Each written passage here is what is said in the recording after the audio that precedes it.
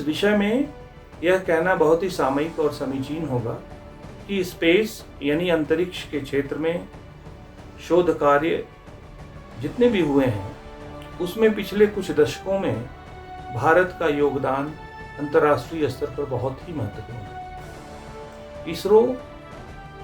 भारतीय अंतरिक्ष अनुसंधान संगठन के द्वारा तो इसके विभिन्न आयामों में अध्ययन लगातार जारी हैं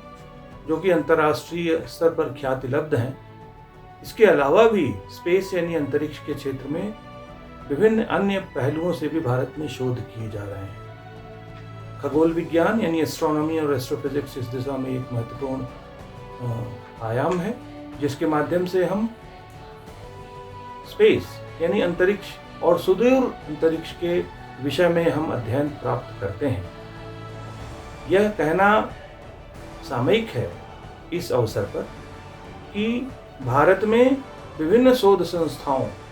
द्वारा इस विषय में शोध कार्य किए जाते हैं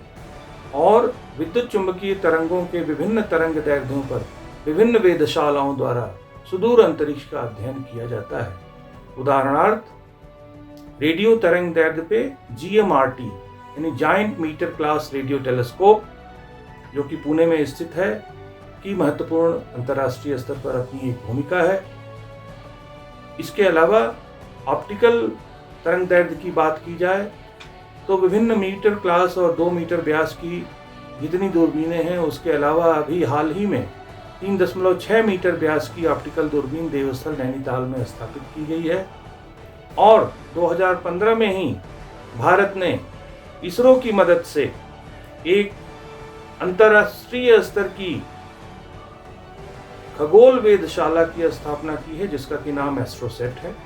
और इस एस्ट्रोसेट की मदद से भारत ने एक्सरे तरंग दैर्ध्य पर